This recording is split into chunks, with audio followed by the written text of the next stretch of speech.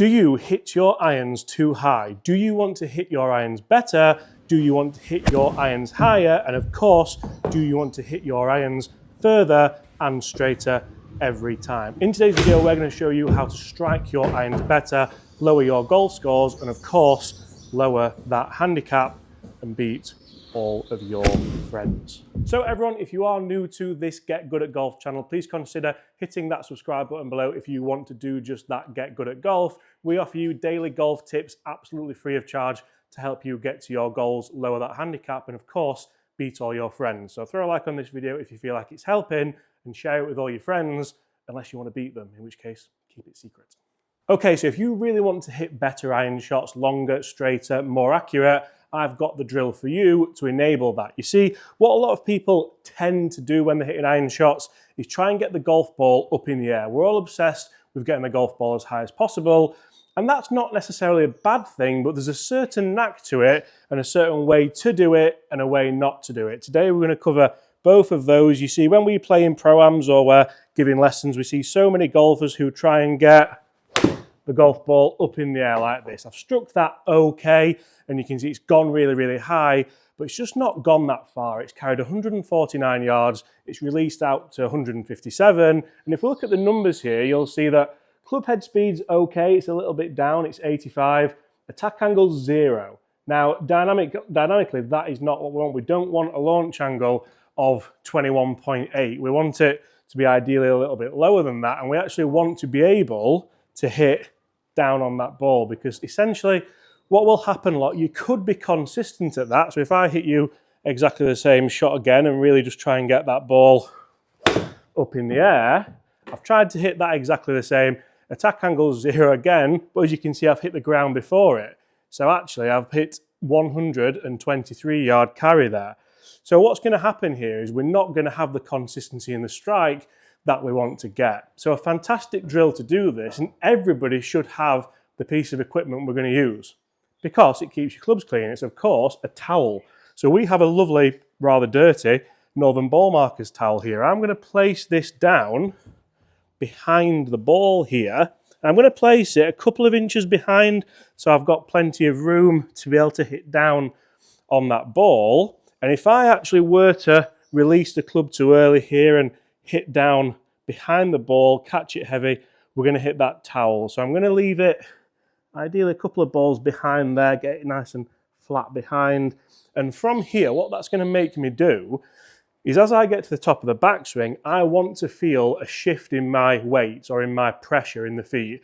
I want to feel that go to the left. As soon as that goes towards my target, so that's to the left for a right-handed golfer, I can start to release the club down, hit the ball, then hit the turf or the mat in this example because we're on the simulator. So having done this, I'm still going to take the club away nice and shallow, and then I'm going to hit down on that ball. You'll see that ball comes out a lot lower, a lot more penetrating. That ball's carried 162 yards, so it's carried a lot further, and it's launched a lot lower. It's launched at kind of 17 degrees. Spin rate's much better, and we're having a lot more distance. And the key here is to not do it until you can get it right, because I can get lucky every once in a while and hit a good shot, but let's do it until we can't get it wrong.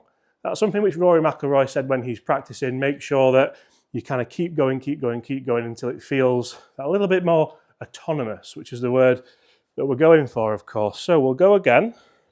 I'll take the club back just as I want to. So if we start to think about how the pressure and the weight transfer is moving, essentially I want to allow the club to move back. As the club loads up, so the butt of the club is pointing to the ball, I feel that pressure moving to the right foot, but we're still rotating as we go. So I'm starting to feel like the top of my body rotates. Then as we set it, the hips rotate. We then get to the top of the backswing. From here is when I feel that shift to the left. And I almost feel like I get a shift with the knee and the hip this way.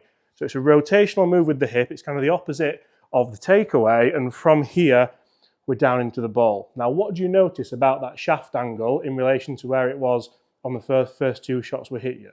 The first two shots we hit, the shaft angle was a lot more neutral. And of course, I spoke to you earlier about dynamic loft. So when we talk about loft with the 7-iron, a 7-iron is going to be around 30 degrees of loft, give or take, depending what model you use.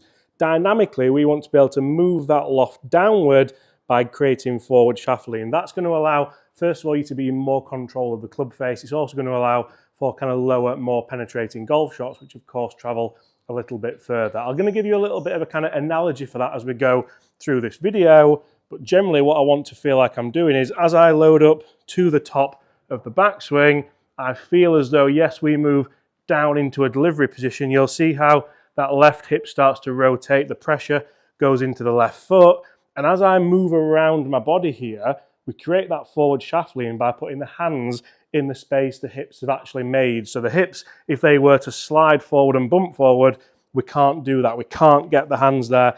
That's when you hit the very, very bad strikes, the unmentionables, and just not very good golf shots. So as I get to the top of the backswing, I'm conscious that the towel is there. That's the drill that allows us to get down into the back of the ball. If you get really, really confident, you could start to kind of edge that towel a little bit closer to the ball, because we are, of course, hitting down on the ball. So this should never come in to play, really. And as we get into it a little bit more, you'll start to see that I can hit really, really nice penetrating shots. I can get them carrying a lot further than we were doing with the standard shots. That's carried 162, running up to 163. And again, it comes down to consistency, it comes down to practice, and it comes down to just feeling like, how can I get this out onto the golf course to hit longer, straighter, more accurate, just better quality golf shots realistically. So what I might do here is I might set the club forward a little bit. So I might actually set a little bit of kind of forward shaft lean. That would be too much, but ideally I want to see the butt of the club pointing at kind of my left belt loop here. So I've got that tiny bit of preset forward shaft lean. We spoke about the difference between static and dynamic loft. So ideally, I want to hit down on that ball just a little bit with some forward shaft lean, so we start to see a nice low dynamic loft. So as you'll see, we get that kind of preset forward shaft lean, we rotate to the top, and then from there, you can see we get that nice penetrating golf shot that's going to carry a lot further than the 150 yards we did start with. Dynamically, we can see that we've got an attack angle of 0.7, so that's a little bit down on the ball. We have a dynamic loft of 21.6. It's launching around 19 degrees with 6,000 RPM, which I'm quite happy with. Now, one thing that you might start to see is if you go too far this way, so we get too much forward shaft lean, that can be a bit of an issue, because if I'm here and I go that way, you can see that's a massive kind of over-exaggeration, but we do start to see that when we try to get golfers getting that forward shaft lean. The club face just stays too far open, and you can see we get a little bit of a duffy shot to the right-hand side. The alternative to that is if you don't get the forward shaft lean and you don't hit down on it, that towel's not going to be able to help us, because generally that's the shot that you see. So that's almost kind of backwards shaft lean. We can see the club face really wrapping over there. And if we start to look at the difference in numbers there, you'll see that dynamic loft wasn't too bad, but attack angle was bang on 0 once again. Face angle was 5 degrees closed. The face was close to the path, and the launch direction is 10 degrees to the left. So it's something that's a really, really simple drill. It can really help you get in more accurate with your irons, hitting your irons a lot further, and ultimately helping you get good at golf.